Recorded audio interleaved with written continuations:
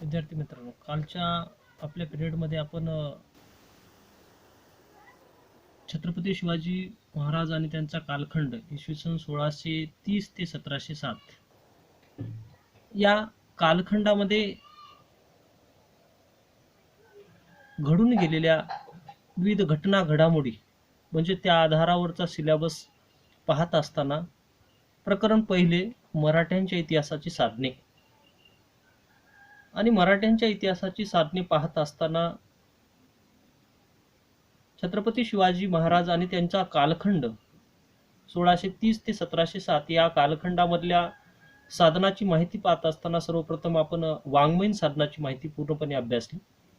आता या वाङ्मयीन साधनामध्ये आपण ज्या काही साधनामध्ये भारतीय भाषेतील साहित्य, त्याचबरोबर परकीय भाषेतील साहित्य आणि ही सर्व साहित्य तत्कालीन स्थितीमध्ये मधील मराठ्यांचा इतिहास समजून सांगण्यासाठी एक महत्त्वपूर्ण भूमिका बजावतात. त्यामध्ये भारतीय भाषातील साधने म्हणजेच संस्कृत भाषेतील साधने, त्याचबरोबर हिंदी भाषेतील साधने, राजस्थानी भाषेतील साधने, कानडी भाषेतील साधने, त्याचबरोबर विविध आज्ञापत्रे असतील, बकरी असतील, अशा स्वरूपामध्ये ही प्राचीन काळाचा म्हणजे मराठ्यांचा इतिहास समजून घेण्यासाठी एक महत्त्वपूर्ण भूमिका बजावतात. ही भारतीय भाषेतील मराठ्यांचा इतिहास समजून घेण्यासाठीची साधने आपण पूर्णपणे अभ्यासली. त्याचबरोबर आपण परकीय भाषेतील साधने ही अभ्यासताना जी फारसी भाषा असेल या फारसी भाषेतील साधनाची माहिती पाहिली. त्याचबरोबर इंग्रजी भाषेतील साधने, पोर्तुगीज साधने म्हणजे पोर्तुगीज भाषेतील साधने, त्याचबरोबर फ्रेंच भाषेतील साधने, डच साधने, त्याचबरोबर परकीय प्रवाशांची वर्णने किंवा प्रवास वर्णने याबद्दलची माहिती पूर्णपणे अभ्यासली. म्हणजे आपल्या जवळपास आतापर्यंत पाहिलेल्या आपण जे किंवा अभ्यासलेल्या भागामध्ये वाङ्मयीन साधने मराठ्यांचा इतिहास कसे महत्त्वपूर्ण भूमिका बजावते किंवा मराठ्यांचा इतिहास समजून घेण्यासाठी किंवा तो आपल्याला समजून घेण्यासाठी किती महत्त्वपूर्ण आहे याबद्दलची माहिती पाहिली. आता मराठ्यांच्या इतिहासाची साधने हे पहिल्या प्रकरणामधील वाङ्मयीन साधने पूर्णपणे आपण कालच्या पिरियडपर्यंत त्याचा अभ्यास केला. आज आपण मराठ्यांच्या इतिहासाची साधने पाहत असताना पुरातत्वीय साधने किंवा पुराण वस्तू संशोधन विषयक साधने या साधनाबद्दल माहिती पाहणार आहोत. तर पुरातत्वीय साधने अभ्यासत असताना आपण गेल्या वर्षी BA फर्स्ट इयरला जसं प्राचीन भारताचा इतिहास समजून घेताना वाङ्मयीन साधने आणि भौतिक साधने या दोन्ही साधनाची माहिती पाहिली, त्याच पद्धतीने पुरातत्वीय साधने ही किती महत्त्वपूर्ण साधने आहेत. ही कालखंडानुसार बदलणारी साधने आहेत. आता काही जणांना वाटते की BA फर्स्ट इयरला आपण साधने पूर्णपणे अभ्यासली, ती प्राचीन काळाची साधने होती. पण ही साधने ही मराठ्यांचा कालखंड, तोही कालखंड म्हणजे 1630 ते 1707 या कालखंडामधल्या ज्या वाङ्मयीन साधनाचा अभ्यास आतापर्यंत काय केला, त्याचबरोबर पुरातत्वीय साधने म्हणजे ज्या काही भौतिक वस्तू असतील किंवा ज्या काही साधनं असतील, ही साधने मराठ्यांचा इतिहास समजून घेण्यासाठी किती महत्त्वपूर्ण आहेत याबद्दल माहिती पाहणं आवश्यक आहे. तर आज आपण प्रत्यक्ष पुरातत्वीय साधने जे मराठ्यांचा इतिहास समजून घेण्यासाठी किती महत्त्वपूर्ण आहेत याबद्दलची माहिती पाहायला सुरुवात करणार आहोत. सर्वप्रथम आपण पुरातत्वीय साधने म्हणजे काय याबद्दल माहिती पाहू. जी साधने आपल्या सभोवताली आढळतात त्याला आपण स्पर्श करू शकतो, त्यामधून आपला विविध बाबीचा उल्लेख आढळतो. त्या बाबीवरून मराठ्यांचा इतिहास समजून घेण्यासाठी एक महत्त्वपूर्ण त्याचा उपयोग केला जातो किंवा वापर केला जातो. आणि या साधनाच्या आधारे मराठ्यांचा इतिहास वस्तुनिष्ठपणे किंवा विश्वासार्थ मांडला जातो. ही सर्व साधने ही मराठ्यांच्या कालखंडात वापरली गेलेली किंवा निर्मितीस आलेली, आता वापरलेली काय शस्त्रास्त्र असतील किंवा नाणी असतील, ताम्रपट असेल, शिलालेख असेल, या प्रत्यक्षपणे त्यांनी त्या काळामध्ये निर्मितीस आलेल्या या वस्तू किंवा विविध बाबी आहेत. त्याचबरोबर विविध इमारती असतील किंवा वास्तू असतील, ह्या सुद्धा महत्त्वपूर्ण भूमिका बजावतात. आणि ज्या साधनाच्या माध्यमातून मराठ्यांचा इतिहास हा भौतिक साधनाच्या आधारे समजून घेण्याचा एक महत्त्वपूर्ण वापर त्याचा केला जातो, अशी सर्व साधने ही पुरातत्वीय साधने. आणि ह्या पुरातत्वीय साधनाचे जा शोध भारतीय पुरातत्व विभाग हे वेळोवेळी घेत असतं. त्याचबरोबर मराठ्यांचा इतिहास समजून घेत असताना आजच्या स्थितीमध्ये जे काही मराठ्यांच्या इतिहासांच्या पुरातत्वीय साधनामध्ये जे पुराभिलेखीय दप्तरखाना, म्हणजे ज्या ठिकाणी विविध कागदपत्रे असतील किंवा वस्तू असतील, याचा संग्रह केला जातो. आणि या सर्व बाबी या मराठ्यांचा इतिहास समजून घेण्यासाठी महत्त्वपूर्ण योगदान होतात. त्यामध्ये महाराष्ट्रामध्ये पुणे, मुंबई, कोल्हापूर, नागपूर अशा ठिकाणी वेगवेगळ्या ठिकाणी दप्तरखाने आहेत, विविध संग्रहालय आहेत, त्याला म्युझियम म्हणून सुद्धा ओळखलं जातं. आणि तो कालखंड म्हणजे मराठ्यांचा कालखंड समजून घेण्यासाठी ही सर्व ठिकाणे महत्त्वपूर्ण भूमिका बजावतात.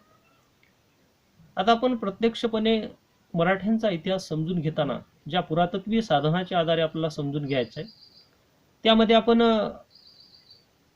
पुरातत्वीय साधनाचा अभ्यास करत असताना नंबर 1चं साधन म्हणजे तत्कालीन स्थितीमधला शिलालेख, या साधनाची माहिती पाहणार आहोत. आता शिलालेखाबद्दल माहिती पाहत असताना याचा अर्थच, सील म्हणजे दगड, आणि दगडावर केलेलं कोरीव काम किंवा दगडावर केलेलं लिखाण म्हणजे हा शिलालेख. आणि मराठ्यांचा इतिहास समजून घेताना ज्या विविध वास्तू असतील, म्हणजे मराठ्याच्या कालखंडात ज्या बांधकाम करण्यात आल्या, म्हणजे गड किल्ले असतील, वेगवेगळे मंदिरं असतील, त्याचबरोबर ज्या काही दैनंदिन म्हणजे सामाजिक उपयोगाचे म्हणजे समाजासाठी बांधलेले विविध जे काही तळे असतील किंवा बंधारे असतील, अशा ठिकाणच्या वेगवेगळ्या वास्तूवर शिलालेख कोरला जायचा. आणि ती सर्व बाब त्यामध्ये थोडक्यात भाषेमध्ये कोरून ठेवली जायची. यावरून काय समजायचं, तर शिलालेखामधून ती वास्तू बांधणाऱ्याचं नाव, त्याचबरोबर ती कोणासाठी बांधली गेली त्याचे नाव, त्याचबरोबर शक किंवा त्यालाच आपण तिथी किंवा तारीख म्हणून ओळखतो, शकावली म्हणून ओळखला जातो, ती कोरली जायची. आता याचे उदाहरण पाहायचं असेल तर शिलालेखामध्ये रायगड किल्ल्यावरील शिलालेख, त्याचबरोबर तंजावर येथील बृहदेश्वराच्या मंदिरातील शिलालेख, यापैकी जे तंजावर शिलालेखात जे काही छत्रपती शिवाजी महाराजांचं वंश म्हणजेच भोसले घराणे किंवा भोसले घराण्याची वंशावळी देण्यात आली तंजावर येथील बृहदेश्वराच्या मंदिरातील शिलालेखावर. यावरून काय समजतं, तर छत्रपती शिवाजी महाराजांचं जे काही मूळ घराणं म्हणजेच भोसले घराणे यांची वंशावळी दिली गेली, आणि शिवाजी महाराज हे सिसोदिया घराण्याशी संबंधित म्हणून ओळखलं जातं. आणि या शिलालेख जो काही तंजावर येथील शिलालेख 1803 मध्ये त्याचा म्हणजे ती प्रसिद्धीस आला. आणि तो शिलालेख मराठ्यांचा इतिहास म्हणजेच भोसले घराण्यांची वंशावळ, जी भोसले घराण्यामध्ये आलेल्या विविध व्यक्ती किंवा जे काही त्या घराण्यात होऊन गेलेले व्यक्ती यांचा उल्लेख आढळून येतो. म्हणजे एखाद्या मंदिर असेल किंवा एखादी वास्तू असेल, या आधारावरून त्या काळाचा इतिहास म्हणजे मराठ्यांचा इतिहास समजून घेण्यासाठी एक महत्त्वपूर्ण भूमिका बजावली जाते. आता शिलालेखाचा जर विचार केला तर सर्वात जुना मराठी शिलालेख हा म्हैसूर येथे इसवी सन 983 या कालखंडामध्ये निर्मितीस आला असं मानलं जातं. हे शिलालेख ज्या पद्धतीने तुम्हाला हे उदाहरण दिलं, त्याच पद्धतीने तंजावर येथील बृहदेश्वराच्या मंदिराचा शिलालेख हा मराठ्यांचा इतिहास समजून घेण्यासाठी एक महत्त्वपूर्ण भूमिका बजावते. आणि ही सर्व भूमिका म्हणजेच मराठ्यांचा इतिहास समजून यावा म्हणून शिलालेख हे पुरातत्वीय साधन मराठ्यांचा इतिहास समजून घेण्यासाठी महत्त्वपूर्ण भूमिका बजावते.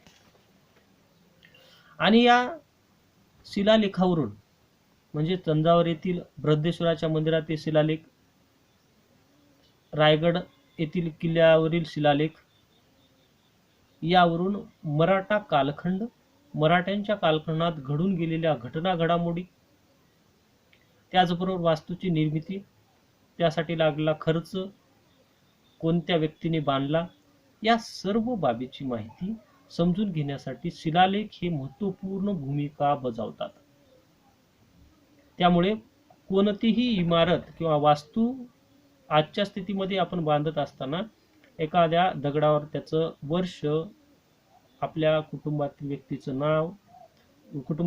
नाव, त्याचबरोबर वर्ष, तिथी, त्याचबरोबर त्या वास्तूसाठी लागलेला खर्च, अशा पद्धतीने आपण बांधकामामध्ये त्याची कोनशिला म्हणून बसवली जाते आणि त्याचं उद्घाटन केलं जातं.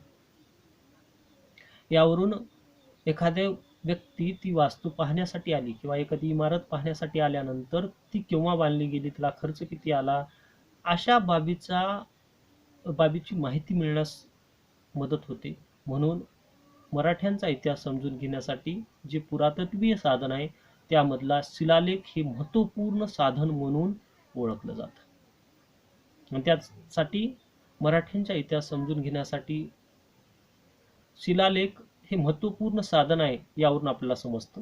आणि त्याचं उदाहरण आपण दोन दिले गेले, त्यामध्ये रायगड किल्ल्यावरील शिलालेख आणि त्याचबरोबर तंजावर येथील बृहदेश्वर मंदिरातील शिलालेख.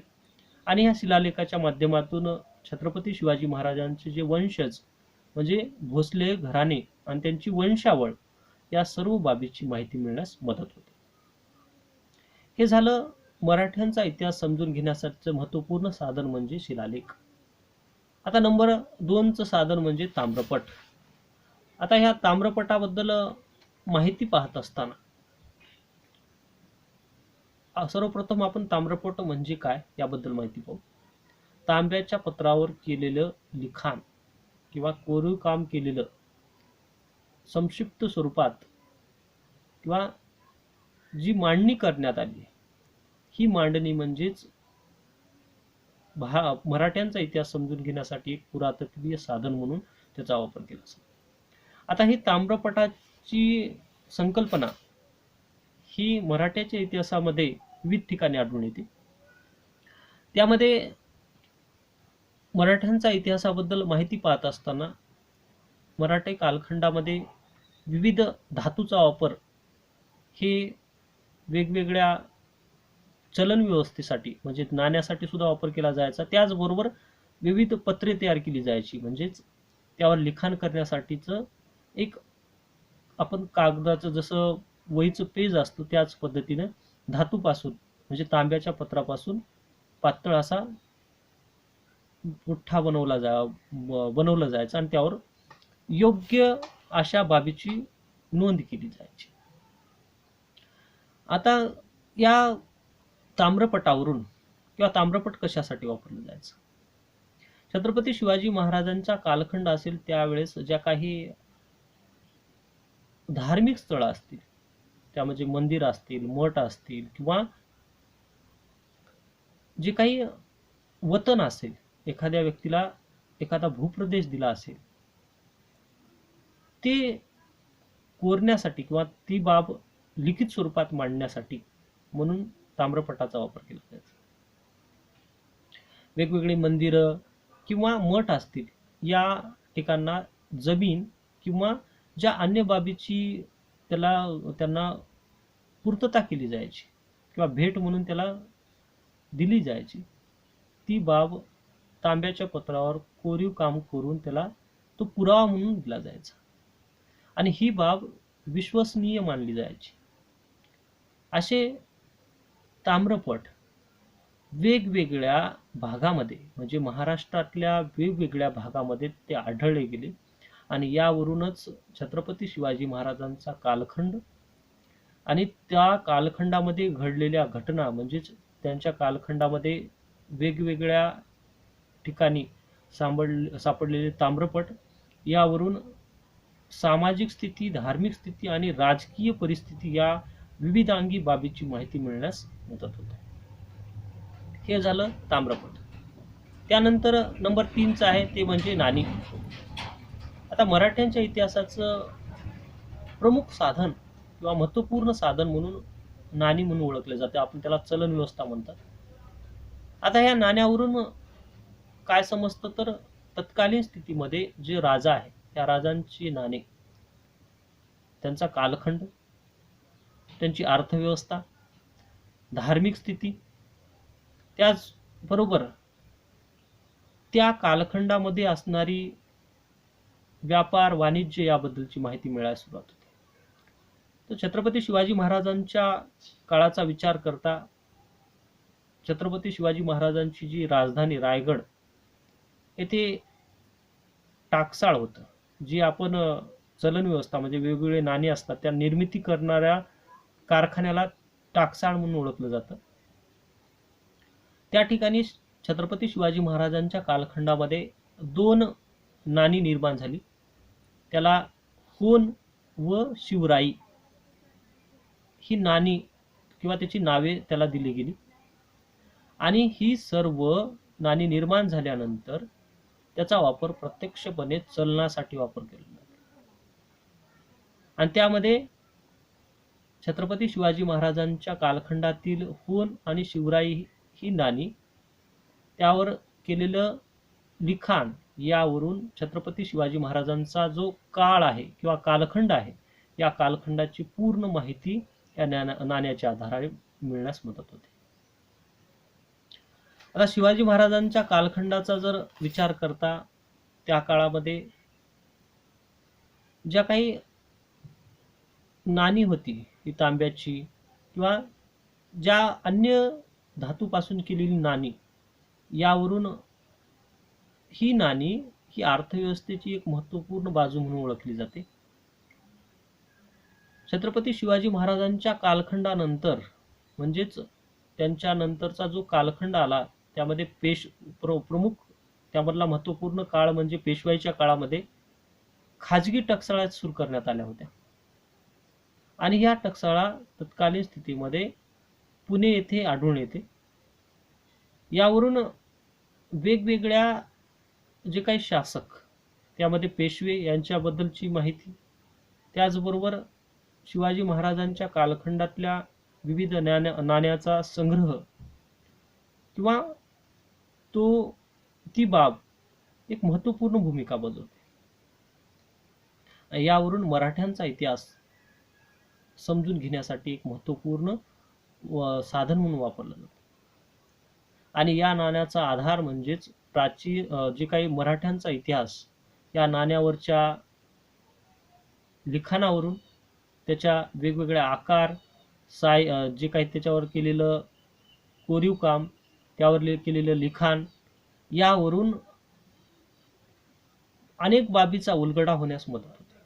आणि मराठ्यांचा इतिहास समजून घेण्यासाठी हे पुरातत्वीय साधन महत्त्वपूर्ण आहे. तर आज आपण मराठ्यांचा इतिहास समजून घेताना शिलालेख, ताम्रपट आणि नाणी या 3 बाबीची माहिती पूर्णपणे अभ्यासली.